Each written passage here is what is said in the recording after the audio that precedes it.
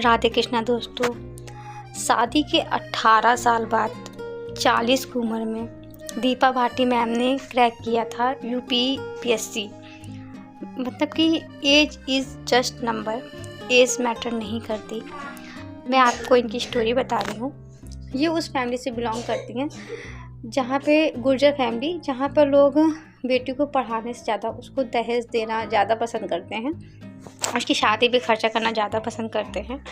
तो इनकी शादी छोटी सी उम्र में ही हो गई थी और उसके बाद इनके 3 बच्चे हैं, 2 बेटियां 1 बेटे। ये बीएड, इन्होंने अपनी बीएड कंप्लीट कर लिया था, लेकिन इन्होंने घर में बैठना नहीं अच्छा लगा। तो जब इनकी बच्ची स्कूल जाती थी तो उसी के स्कूल में इन्होंने ज्वाइन कर लिया था बीएड करने के बाद। लेकिन उसके बाद इनके गले में कुछ प्रॉब्लम आ गई थी, तो उसमें डॉक्टर ने बोला था कि आप मतलब आपको पढ़ाना नहीं है, आपको चुप रहना है, जबकि इनका तो काम ही बोलने वाला था। फिर ये बहुत निराश हो गई, अब मैं क्या करूँगी। फिर इन्होंने निराश नहीं हुई, इन्होंने तभी से अपनी तैयारी स्टार्ट कर दी यूपीपीएससी की। और 2019 में इन्होंने तैयारी स्टार्ट की थी और पहला पेपर भी उन्होंने तभी भरा था और उसमें उनका नहीं हुआ था, एवरेज पेपर गया था। और ये उससे अच्छे से मोटिवेट हुई कि ठीक है, मैंने भी कम तैयारी की तभी मेरा एवरेज पेपर हुआ। फिर आया 2020 में इन्होंने फॉर्म भरा और उसमें भी इनका सिलेक्शन नहीं हुआ। ये बहुत रोई, बहुत ज़्यादा रोई कि मेरे पास तो कोई ऑप्शन भी नहीं है। और इनके बेटे ने बोला कि मम्मा फिर फेल हो गई, और उनको ये बात बहुत खल गई कि मैं अपने बच्चों के सामने फेलियर्स प्रूफ हो गई और अब मैं क्या करूं, क्योंकि उनके पास कोई ऑप्शन ही नहीं था। फिर उन्होंने फिर से 3rd अटेम्प्ट में उनका दोनों एग्ज़ाम निकला, प्री मेंस और इंटरव्यू भी निकल गया।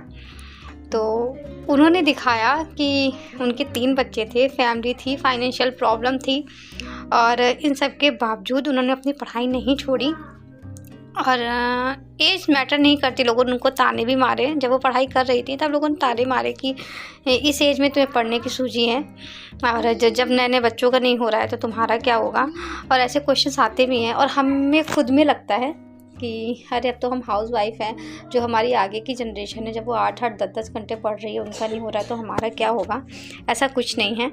और ख़ुद को दूसरे से कंपेयर मत करो, खुद को बेस्ट समझो कि अगर वो पढ़ रहे हैं तभी तो उनका एग्ज़ाम निकलेगा, तो अगर आप पढ़ोगे तो आपका भी निकल जाएगा एग्ज़ाम। तो आज मॉर्निंग में मेरी पढ़ाई कुछ इतनी ख़ास नहीं हुई, मैं अब अपनी पढ़ाई स्टार्ट कर रही हूँ। तो मैं गई थी मॉर्निंग में जब इसको वॉकिंग कराने, तब मैंने थोड़ा बहुत पढ़ा और वहाँ से आके मैंने अव्या को खाना खिला दिया।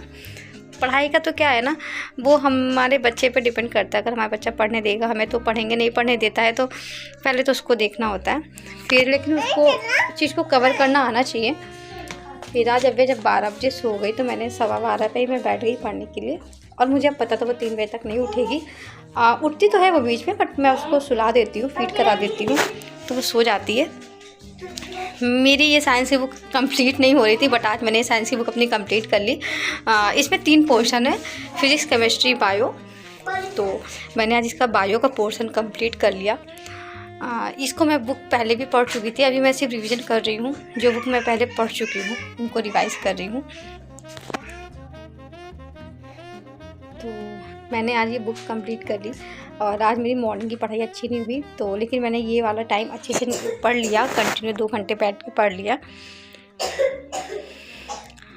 तो दीपा भाटी मैम ने प्रूफ कर दिया कि age is just a number, age matter नहीं करती। और आप कोचिंग कहाँ करने जा रहे हो, कहाँ नहीं करने जा रहे हो, ये मैटर नहीं करता है।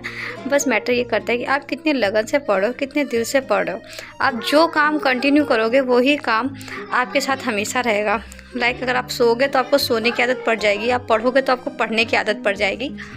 तो मेरे ब्लॉग पे बने और प्लीज़ लाइक सब्सक्राइब करिए।